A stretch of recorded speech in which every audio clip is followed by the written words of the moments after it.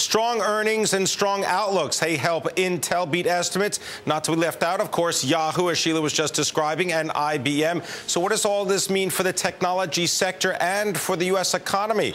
Let's ask my next guest. Yoon Kim is an analyst at Gleacher Co. He joins us via telephone. He is among the most accurate analysts on technology, and Gleacher has a neutral rating on Yahoo stock right now.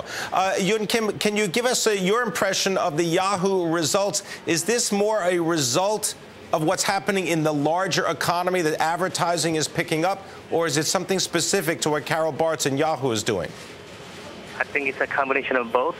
Clearly, the overall advertising spending environment is improving out there, and I do want to highlight that Yahoo's revenue is about 75% driven in the Americas, so they're more exposed to the the faster economic growth coming out of the U.S. versus the rest of the countries out there.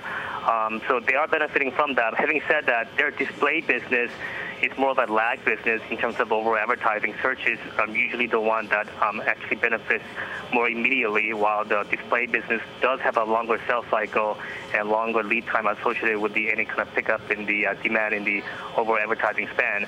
So my guess is that we are going to see more of a better inflection point coming from Yahoo in the second half of the year, not necessarily right now. Obviously, the stock's up a little bit in the after-hours market just because, in my view, their results indicate that there's stability in their business, and hoping that, obviously, this is the first time that they have not missed or lowered expectation in a while. So I think that's actually a positive for the company. But I do highlight that their North American business, again, which is about 75% of total revenue, did decline 11% year over year. So most of the upside in their business is coming from outside of the U.S. Clearly we do need to see an inflection point coming from the North American business, which is more driven by display. And I think at this time we can see that coming in the second half of the year. Yoon, the shares of Yahoo are up about 3.5% in after-hours trading.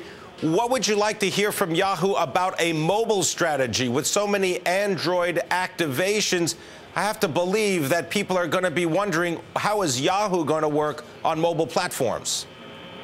Sure. So I think most investors are more focused on simply executing on their core business, not necessarily trying to go out there and try to be innovative in terms of the mobile front and whatnot. But they do have a clear mobile strategy, which is try to be more of an apps player. They don't want to be in the platform business like Google is.